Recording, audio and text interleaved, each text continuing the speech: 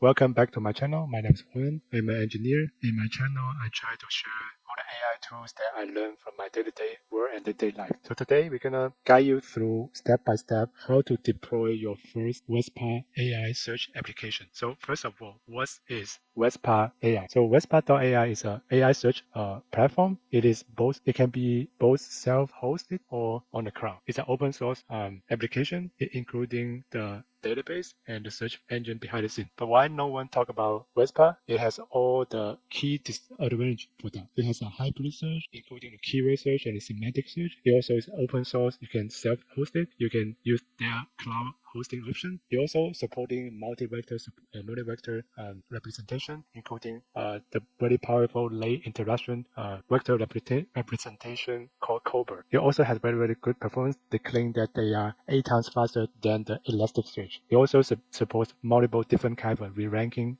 profile, but it seems like not many good tutorial on the market, and also has a very sharp learning curve. So because I need to use in my project that I have to seek something that is production ready and also enterprise scale.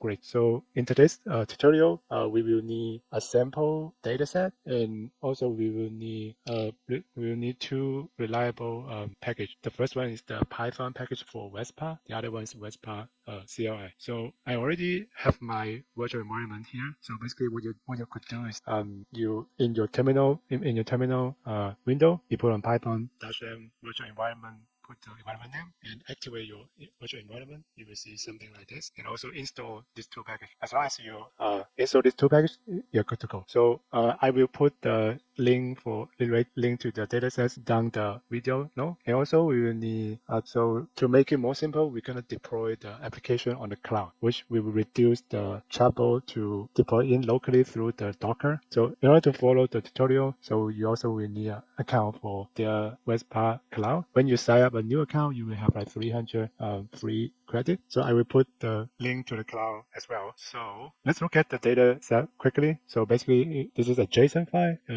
Each one is we have like 100 top movie from IMDB. It has some metadata for each movie, including the year, title, and also some description. Okay, yeah. So the first step will be we import a JSON package. We open the file and load the file into a variable IMDB dataset and print out. When you run the Jupyter Notebook, make sure that you are in the correct environment in your upper right corner. So in order to let the Vespa engine to recognize the data, we have to convert to the format that Vespa engine can recognize. So basically, Vespa, they require the format is in a way that you have a ID, you have all the field, and inside the field you can choose the one that you want to inject in the search engine. So like here, what we did here is that we loop through the data set which we load from the JSON file. For each one, we update the title, the description, and also we update the ID and year. So we create an empty list at the beginning, then we append each dictionary into the list. So we can quickly see that like we have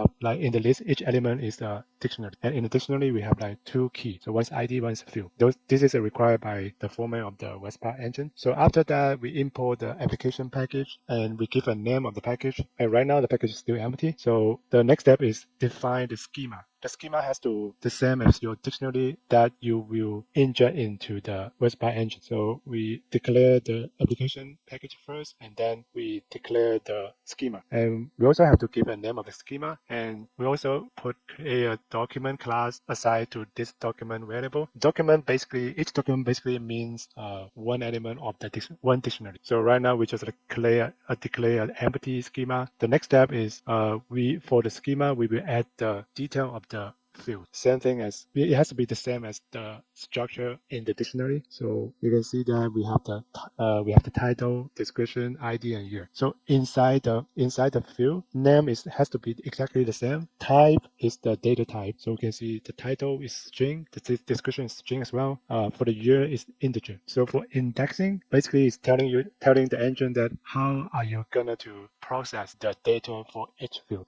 Summary is it means that whenever it returns the result, it will show this particular field that in the search result. Attribute means that it will allow the engine to do some filtering. So after we add the field. We can also add the schema with the field set. Basically, field set means that we want to create a new field that combine with multiple fields. So for example, we combine field title and synopsis together. Then when we search the result, that we can search both of them. Then we don't have to put it as a separate condition. We run this cell and then we add the schema. Like after we add all the field and field set, then we add the schema to the package. After we add the package, then it's time to create a cloud instance. So in the cloud instance, you have one thing to pay attention to is your tenant is the name here. When you log in your account using after you sign up, you will see your credit and also you will see the tenant name. The tenant name will require during your registration process. The application is the name of your application we defined previously.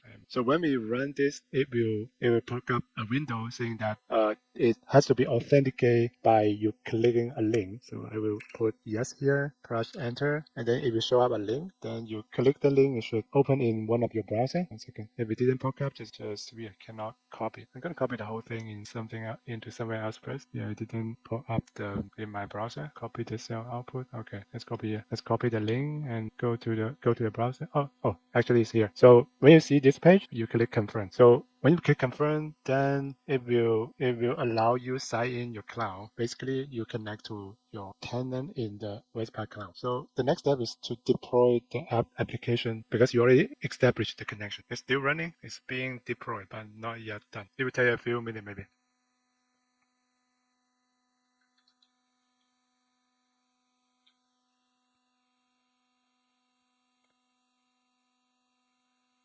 We'll come back later. Okay, we are back. When you see this application is up, then means that the application is successfully deployed in the cloud. So we can double check from the cloud page that is saying that this application is completed 5 minutes ago. Okay, so let's go back to the Jupyter Notebook. So after that, we have the app already successfully deploy, and then we will update the certificate path and key path. And also we would like the endpoint as well. So which we will use this endpoint to access to our application. So the next step is we using all the parameter we update here to get the application for later query purpose. So the next step is we're gonna start. Now we have everything is ready for our application, but our data has not been yet to feed to the inject to the application and engine. So what we will do is that number one, we will first we will define a callback function. Like if the response is not successful, which means that if we have the error to feeding the data in, that we will call back the callback function. It will print out the error message. So I think you remember at the beginning that we convert our JSON format into a dictionary, which the Vespa require. And also we define the schema with a schema name. The third one is the callback function we define here. So when we click it, we will start to feeding the data in the cloud. So we can see that when we click, we will see we have 0 document there. So let's start to feed the document in. So successfully after, because I only have the 100 small sample, if you wait for a while, that you will see the document number there.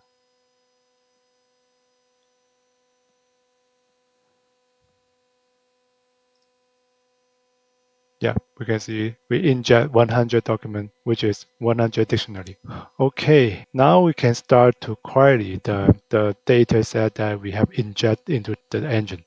Before that, we just would like to make a function that to print out a more human readable way for the return result. And then we can start to do the query. So this is the application we get from the beginning. And the way that Vespa query is using something called YQL is very similar to SQL. It's slightly different, but we can check in the document. We are not gonna go into the detail today in this video. So let's try the first select all the source from the title contain with good. So we can see that we have good view hunting. We have two results. Remember at the beginning we have like a view set which we did combine the title and the description. Let's try. I would guess we will return more result because it will hitting both the title and the description. Yeah, so we can also limit 15. Actually, it's only 7 being matched. Okay, that's it for today. So next video, we will explore a more comprehensive sample, including the ranking profile into the pipeline. Thank you for watching. Bye.